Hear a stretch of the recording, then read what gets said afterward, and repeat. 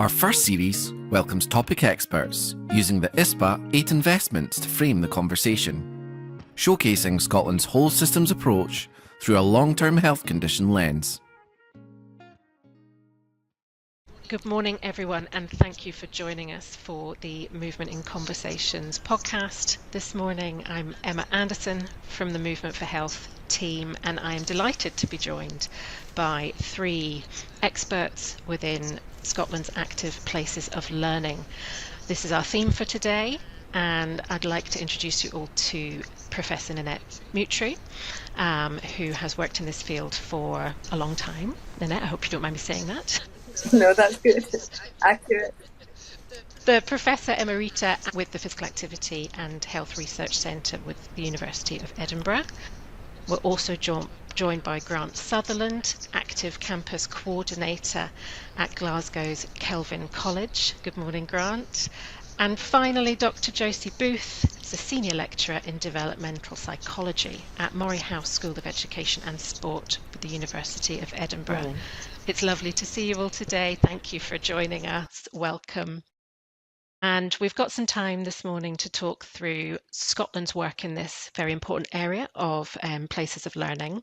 And Nanette, I wondered if you would start us off by kind of introducing this topic, giving us some context and background and where Scotland nationally is with this important item. Yeah, thanks very much, Emma. It's great to be here and to have this conversation. I love the title, Moving Conversations. We need more of them, it seems to me. Very recently, Scotland has refreshed and updated strategy in this area by launching the Sport and Physical Activity for Health framework. And in this work, a committee that I chair in government, the development group for sport and physical activity, have worked hard to really take all the global knowledge, the 8 investments that we know work, our previous strategy, and the very important idea that we have to work within a system to bring about change into this new framework. And so along with that comes a lovely way of looking at how to engage the population and try to increase activity by looking at various places where this encouragement and promotion of activity can occur. And one segment of that is active places of learning, going all the way from nursery schools, primary schools, secondary schools, colleges, universities, further education, community learning. Whenever there is learning happening, what can we be doing around that place to encourage activity to occur? That is the context of it currently.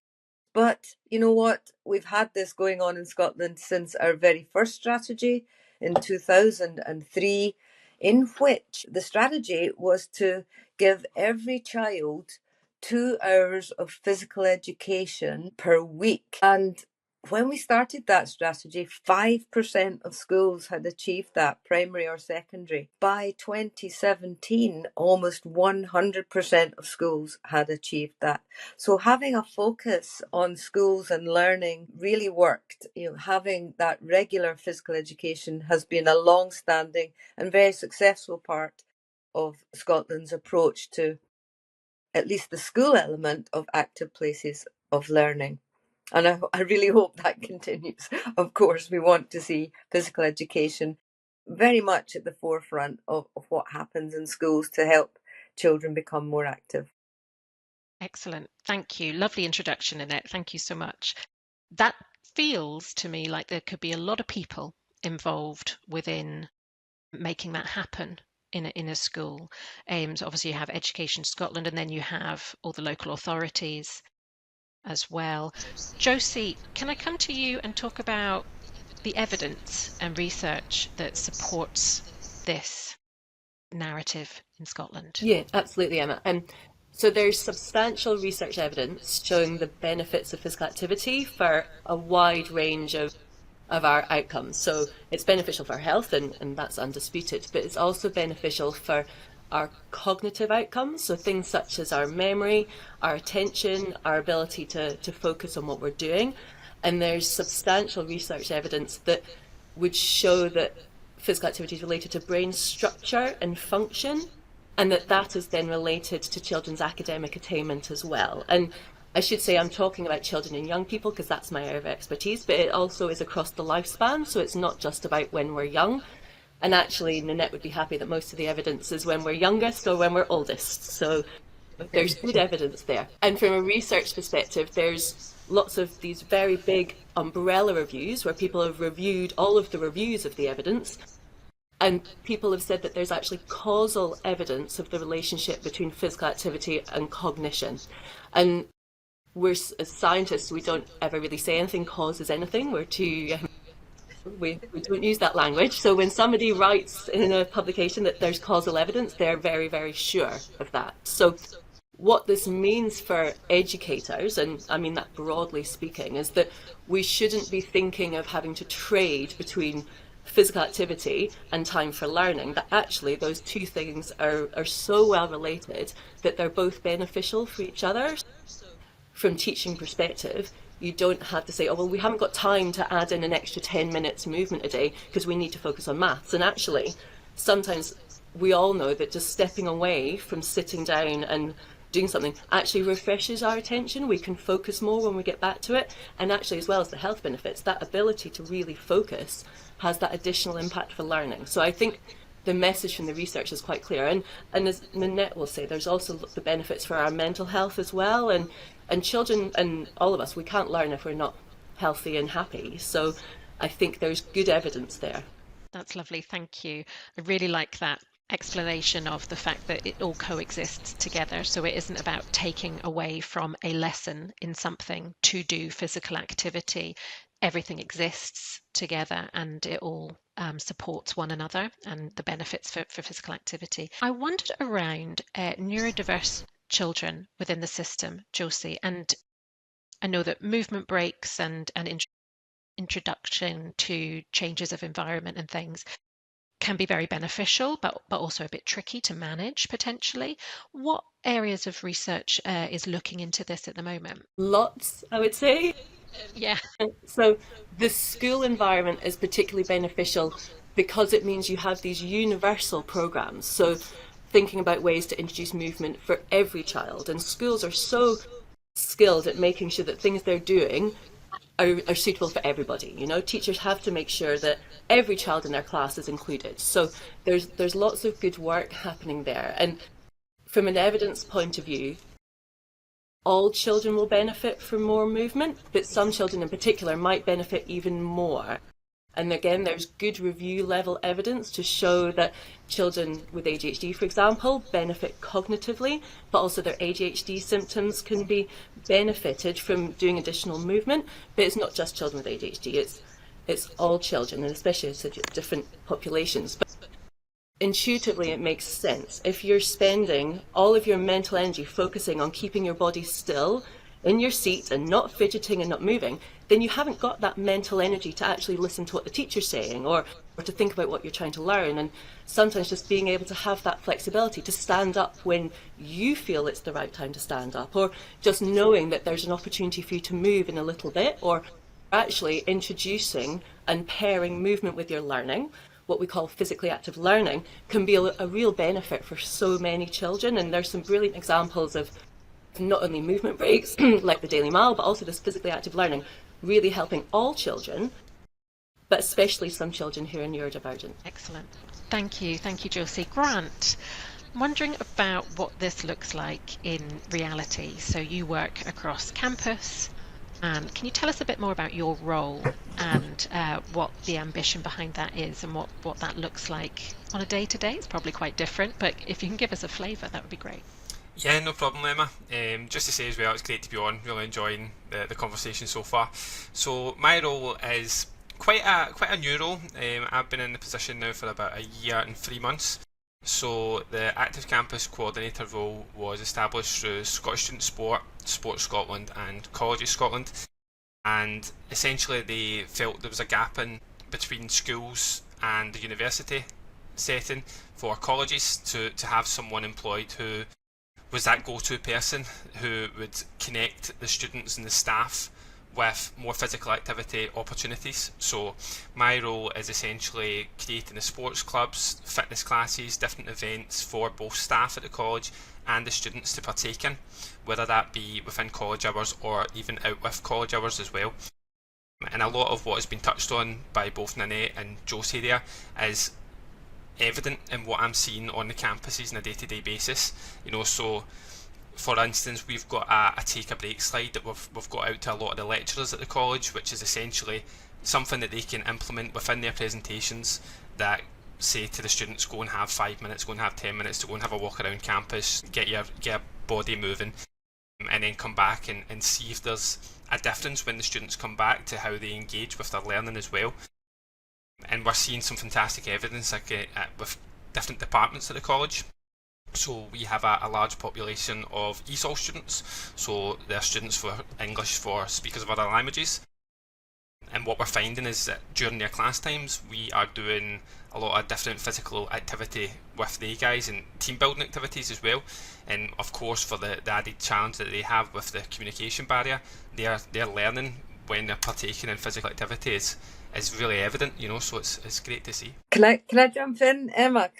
Yes, absolutely. That is so good to hear, Grant, because of course the whole root of this is that learning is often a very, very sedentary activity, especially at universities. And I think we need to get a copy of your slide sent out all to higher education institutions, because the typical pattern is, an hour of lecture and you're typically sitting down, and it's very difficult to break into that. But we probably have known for many years that the attention span is pretty short, 15, 20 minutes, maybe, Josie, at the most.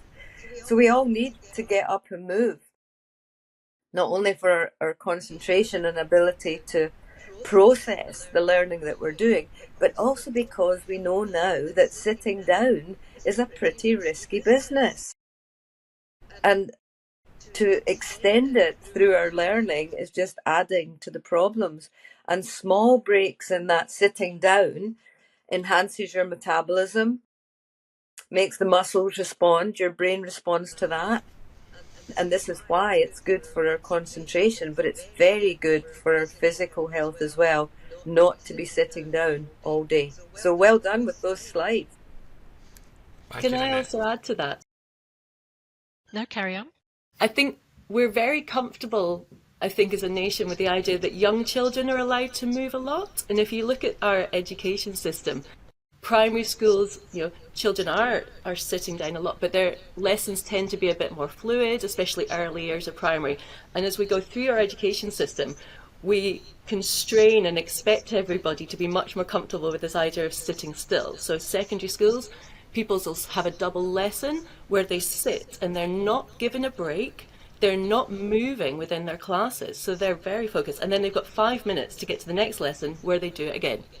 And then then we get to university and we're like, you cannot possibly move for an hour. And I think as an adult, I can't do that. And we know from nice data we've got that young people find that really challenging. So if we can integrate movement within what we're trying to teach, not only can it actually help enhance our understanding of the concepts, but also then brings that movement throughout the lessons, and young people enjoy it as well. So actually I think there's a sort of triple win. You get the health benefits, you get the cognitive benefits, and we're happy. So we're actually enjoying school more than if we're just having to sit for 2 hours and copy things off the board. So I think there's multiple reasons why bringing movement into our teaching at whatever age is a really beneficial thing.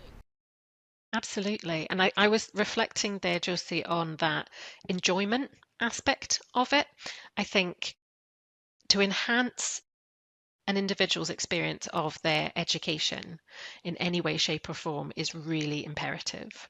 I also think to enhance people's understanding and experience of movement from an early age is really important. We look at the drop-off statistics, girls especially. We've been looking a lot at keeping girls moving for longer as they age, but we know we see those plateaus and then drop-offs.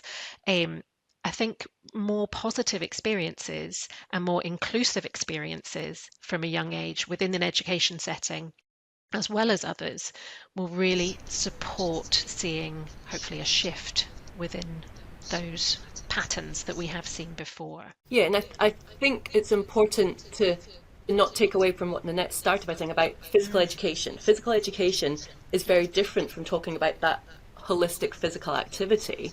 Absolutely. And I would never want to diminish the importance of physical education, but it's teaching things that are very different from just the idea that actually we want to move and that these are good things. So I think that anything we can do to support us and help us understand that movement is good for us. And some young people especially might not think of themselves as particularly sporty in that traditional team sports sense, but that doesn't mean that they don't enjoy being active. And it's about thinking of that broader sense, I think, as well. Grant, from a campus perspective, what does that look like? I know that you organise specific events and things. So can you give us some examples of what might be a more physical activity-led event or something people could join in with? And then, like you've said, the slides, get up, get moving, go for a walk. Can you give us some examples of those? That would be lovely. Yeah, no problem at all. So some examples of the more physical type activities that we have in the schedule are some of our sports clubs that will happen throughout the week. We also have a range of fitness classes that are open again to both staff and students. But as Josie was saying there, they types of examples might not be for everyone, and it can be really simplified. It can be as much as taking a walk, or we are doing some pop-up style events as well, where we are engaging with the staff and students just out in our main foyer area at the college campus. And what we're doing there is smaller type activities as well for those who maybe don't prioritise or think about their own physical health or movement. It just highlights to them that it doesn't have to be a sport that they're involved or a fitness class. It can just be doing something that they enjoy first and foremost. So whether it's a walk or whether it's a fun type game, that engages them, and it still gets them moving as well. And when we think of the original concept of whole of school, which we now might want to say whole of places of learning opportunities, it starts with how you get there and how you get home again. So the promotion of active travel to places of learning, for example, for young children, drop-off zones so that we don't have cars arriving right to the school door. But if that car journey is essential for the family's reasons, at least there's maybe a 10-minute walk supervised to the school. Or, as I know Josie does, she has a cargo bike and her kids sit in it and they get to cycle to school. And now they're a wee bit bigger, they will be cycling themselves, I'm sure.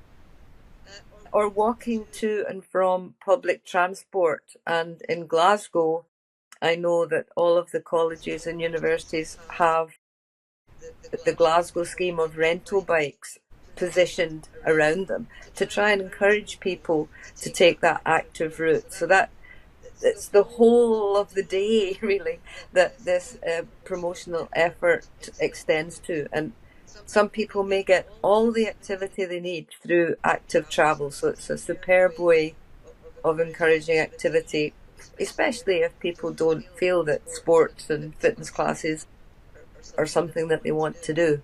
And walking is, of course, the easiest mode of active travel, because, bicycling still involves skills and a little bit of fear for some people until we get our cycling infrastructure to the very best possible. That'll still be a minority activity in comparison to how many people could be encouraged to walk to their place of learning. Absolutely. And I think there's lovely incentivization within schools for like pupils leading those activities as well. I know we're a household that collects the travel tracker badges.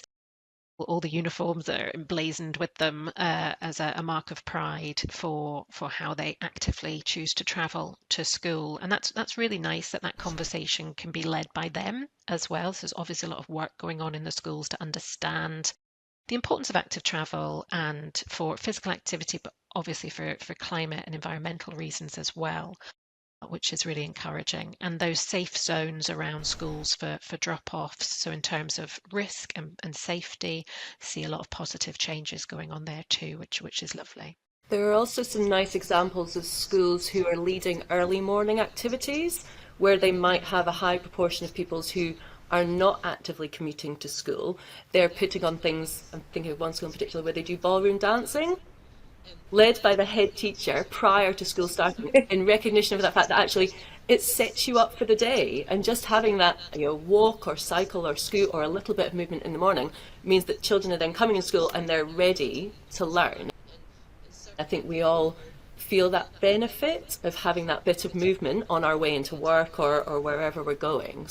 I think, as Nanette says, for some places that's harder to do, but at least having some movement in the morning certainly seems to be a good way to start the day, I think. Absolutely. I think there's a lot of really good examples of that in other countries as well. I know that starting with a Tai Chi or yoga session can really be a really good base for your school day or your education day, your place of learning day.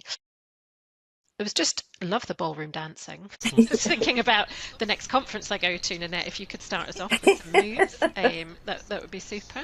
I might have to learn some new skills for that. Grant, I'm wondering about the physical environment of learning and how that lends, well, all of you, not just Grant, but in terms of the opportunities to move. I know that school isn't just a building, education isn't just a building that you're in, but it's the surrounding space and community as well. And I was wondering what work is going on. Obviously, we're talking about systems and how it's all interlinked. So I'm thinking about work. We've also obviously touched on active travel, and I spoke about environmental links there as well. Just wondering, Josie, maybe I have a research question around movement inside and movement outside and connecting to nature. Obviously, there's forest schools, which I would love to see covered across Scotland at some point, would be fabulous. If you could enlighten us to that area of thought. In terms of indoor and outdoor, I think there's been some nice studies where they compare the impact of movement indoor and outdoors on your cognition. And I think, as we would anticipate, movement is good. Outdoor is better. Outdoor in a nice green space seems to be the most beneficial. And we benefit from the light as well as other aspects of being outdoors. Our connection with nature is even more important. So there's nice studies that have that almost sort of dose response impact, and similar looking at children or looking at playgrounds as well, and especially in really urban environments. There's lots of really creative ways that schools are using their outdoor space. So it doesn't have to be only schools where they have a lovely playing field or they're next to the forest or they've got mountains or things. Really rural schools are doing amazing things to encourage the use of outdoor space for learning as well as just outdoor space for playing and movement. So I think we can be quite creative in how we're using that. And I think people often hold the example of the weather in Scotland as a limiting factor, but providing covered spaces and outdoor spaces means that teachers can take their pupils outside and embrace it and use it much more. Whereas many schools, if they don't have a covered space, they feel that that's really difficult. So I think that we do need to look at the outdoor environment just as much as a school, and similar to the idea of the physically active learning, when we're thinking indoors, people might say, oh, but I've got desks and I've got no space to get young people to move. And actually, even just getting pupils to move from one side of the classroom to another when they want to ask a question. So if your answer to the question is yes, you move to the front. If your answer is no, you move to the back. Or using talking partners where you have to find your partner, walk around and you find them and you discuss your answer and then you go back. So you don't actually need lots of space. You just need to be thinking of it in terms of how you're using that space. But more space would obviously be better. Lovely. And I think it's really important for planning, then thinking about new places of learning in the future, or places of learning that will be due a renovation at some point, and it's about that whole environment. And it would be great that that would be taken into more, there'd be more thought potentially behind that. Granted, there are plenty of opportunities for people to move in different places and spaces. Yeah, I think there is a lot of good opportunities, Emma, but I think as well it's a work in progress, and there's definitely, you know, in my role, what I've experienced so far is that's one of the most challenging aspects, is that having 3 different campuses, one has great facilities, the other 2 don't quite have the same facilities as our biggest campus, so the challenge there becomes, you know, how can we get our staff and students more physically active with less space?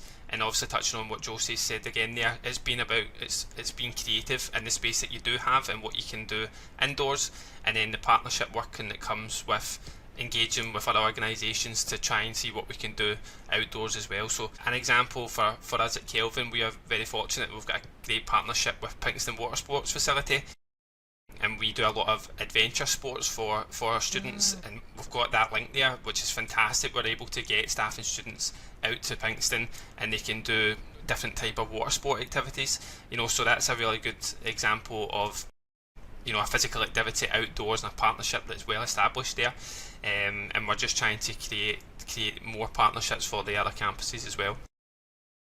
Lovely. Love that thought. And those things like Forest School, we know that they from research, we know that they create a much more active day by about 4,000 or 5,000 steps extra just by being outside and learning. And what Josie was saying about the graded benefit from, let's say, running indoors on a treadmill to walking outside, even on concrete, to walking outside in a beautiful green space, graded benefits. Josie said for cognition, and that is very much her research topic, but for well-being, it's the same response. We feel better when we're engaged with nature, just walking there as well. So I just wanted to emphasize that. But can I ask Josie something which I think she'd be good at giving us an example of, because some of Josie's research is about active learning.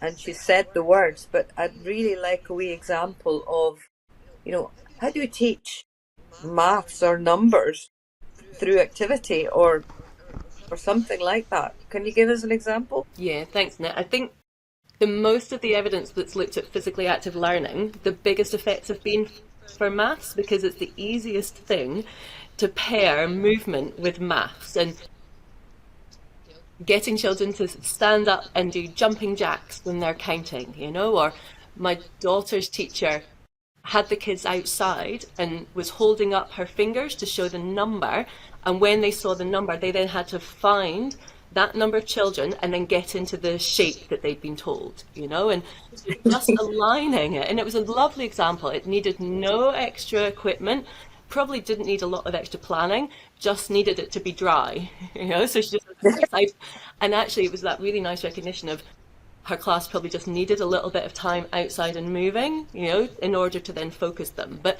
again, there's some really lovely examples, and not just with maths, but also with the English language curriculum as well.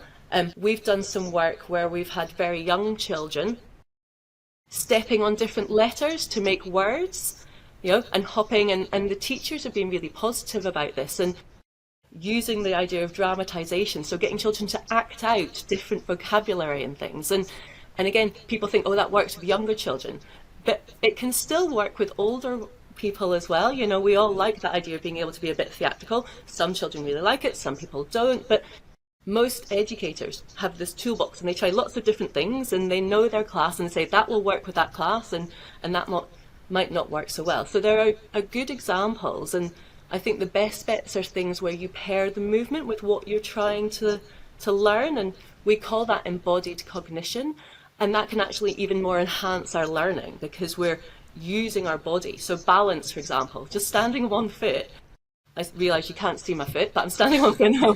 So, and using your arms and helping people learn about these concepts through movement can help enhance our learning as well as increase our movement. So I think they're sort of best bets for educators. Thank you for sharing that, Josie. That was lovely. I had a visual of children hopping from space to space to spell out words. I can see how that could really be a really useful tool. Other tools I'm wondering about is technology. Now, obviously, technology is moving at pace, far too quickly for me, I have to say. But how is technology helping in this field? Now, I've seen this in terms of desks that are connected to bikes or like a treadmill, just as an example. And I know our senior school is thinking of bringing in some of that technology for some of their learners. So I wondered if anyone here had any examples, other examples of where technology is helping. I know there's a big push around the screen time and limits of screen time, but what are we seeing that's benefiting in this arena? Yeah, there's a nice project that's going on using technology and using digital education and linking it with movement. And the idea that teachers might use, I don't know if you want me to talk about particular types of technology and product placement here, but particular technology where the teachers can, it will track the movement that pupils are being doing throughout the day.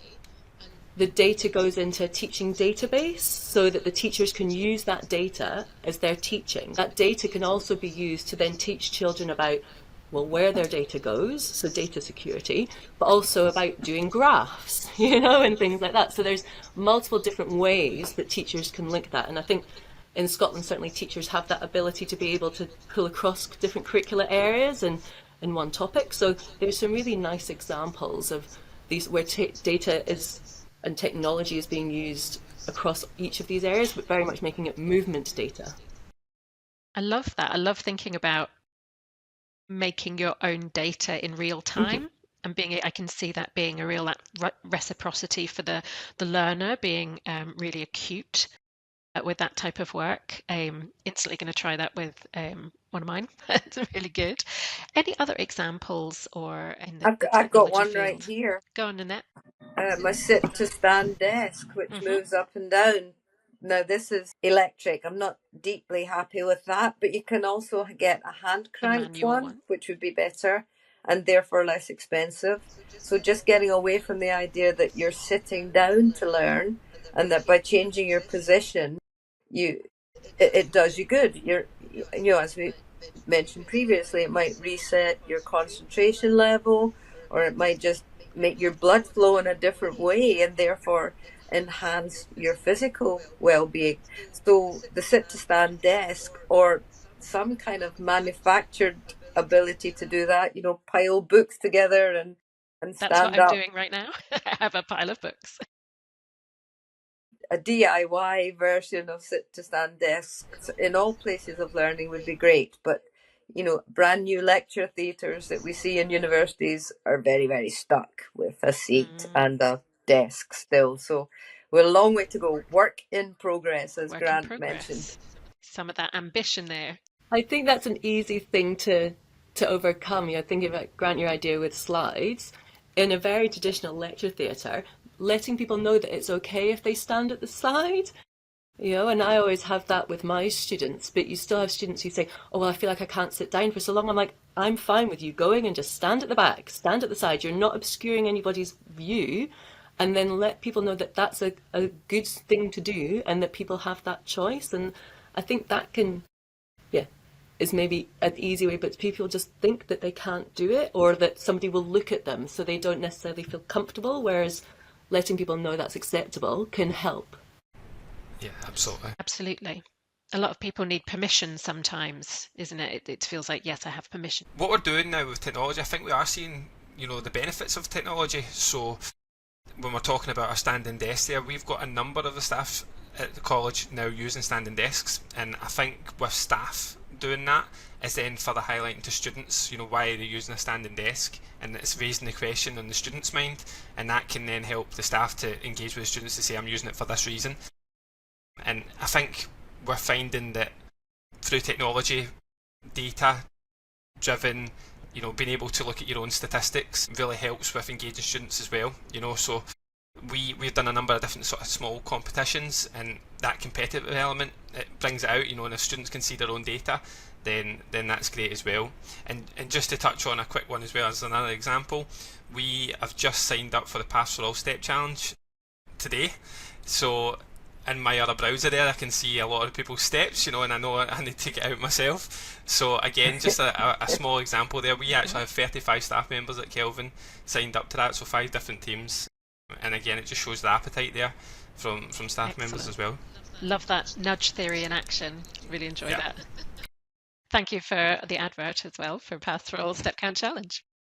Can I link us back, though, to the idea of inclusive activity? Because not everybody enjoys competition. So yes, those things are really, really great for so many.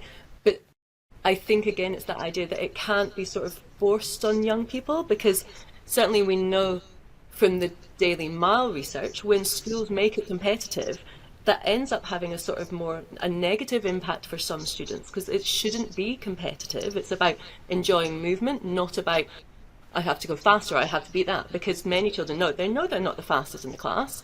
So if you make it competitive, then that instantly makes them go, I'm not doing that. So I think we need to have that balanced view as well, that yes, competition can be really beneficial for some people and can really help enhance, but we also need to capture those people that it doesn't quite sit with. So being inclusive means that we need to think of lovely ways to do it. So there's a nice example of Oaklands Primary in Edinburgh. That's a school for children with quite severe physical disabilities, and they do the Daily Mile because they adapt it for their pupils in their context, and so everyone has their own sort of record setting and their own way to do their Daily Mile, and they have little charts and they do it in whatever way they can. So some use assisted walkers, some use machines where their muscles are being moved for them, and it's about their own individual Daily Mile. So I think that's a lovely example because it means it is a really genuinely inclusive activity. So we need to think in that way as much as the sort of competitive and things. Also think Absolutely. about it should be individual as well, and the thing that is right for that person might not be right for the next person. Just like any setting, it's meeting the person where they're at, instead of, as you say, forcing something on someone, and everyone's motivations are different. And I love that example with the Daily Mile, such an inclusive opportunity for people to be moving in ways that suit them and their circumstances. And I know that throughout primary schools and secondary schools and things, that certainly at primary level, the Daily Mile, people are encouraged to do it in whatever way they like as well. So I know mine sometimes walk. They see it as a social event for them to connect with a friend and sort of walk around, or there are more active members of the group as well, but it's all counted. I think that's the important bit. It's all counted as taking part, which is that positive experience that will hopefully see them continue moving throughout their lives. I'm going to bring us to a close there, and I want to thank you all so much for coming along and speaking to us today. I do like to finish with a little bit of personal, if that's all right, and asking you all to share what your movement for health is. So what is your meaningful movement to you in your daily lives? I'm going to pick on, we've got thinking faces on, and I bet I know Nanette's already. Grant, I'm going to come to Grant first. Yeah, thanks, Emma. So being just quite an active person, I like to think, I've grown up with sports. That's still part of my life. I've got a few sports that I play. I like to do some physical activity challenges. I would also say being a father now to a young 3-year-old, it keeps me pretty active. So being out and about with him, and just showcasing to him, the habits I want him to take on as well, really helps me with my movement goals. That's excellent. Thank you for sharing that, Grant. Josie? Can I cheat and have 2? Of course, we'll allow it. So for me, we're a cycling family, and how we get around is by bike. That's just the norm and like Grant's saying, what we're trying to instill in our children, that love for cycling. but also just this is how we navigate our space, you know. So when we can cycle, we do cycle. And my youngest is just primary one, and she's whizzing along on her bike, and it's joyous to see her just embrace and enjoy that. But for me, on a sort of other space, it's also about running and walking, and that tends to be my thinking space. You know, if I'm trying to work out a solution to a problem, or sometimes if I'm trying to write a talk or something, I just need to go for a run, because that's my time generally. Like, I do run with my children as well, but often that's my time of not having to focus on the children, or, you know, but I can actually just let my head think. So there you go, a bit of both. Excellent, Josie. We have a dog, and that's my no one join me. I'm going out with the dog. I need my headspace to think about other things as well. Nanette, can you finish us off with your movement for health, please? Yeah, I'd love to. I'll go dog walking, tick. Great. Dogs help us be active, help us engage with environment and green spaces. Commuting, cycling, I've done my whole life, and now I have an e-bike, which means I've rediscovered the joy because the hills don't put me off anymore. But that's a tick. But really, you've given me the door to open towards pickleball, my current passion. And this is how I met Grant. So pickleball is a newish sport in Scotland, and it's very inclusive. It's very easy to pick up, and within an hour, everyone can be playing and scoring the rules correctly. It's played over a badminton court with a solid paddle and a ball with holes in it, making it low impact in every respect. So I'm the coaching and education officer for Pickleball Scotland, and I've been out and about introducing this game to others, which is how I met Grant. But I play it regularly myself because it's fun. It's huge fun. So when you can find something that is so enjoyable, that is a thing that keeps you active for a long time. Excellent. Thank you, Nanette. I often hear you speak really passionately about pickleball, and I always enjoy it. And it would be great to see lots of us pickleballing more often. I really look forward to seeing lots of moving maths going on around school campuses, and I've really enjoyed talking to all of you this morning. Thank you for sharing your wisdom, your expertise, and your passion for Scotland's active places of learning today. And thank you for listening to this Movement in Conversations podcast, the Movement for Health Programmes podcast series. One is looking at ESPA's 8 investments and how they've been translated into Scotland's action. And I hope you've enjoyed today. And if you have, please tune into the others in the series. Thank you and bye-bye.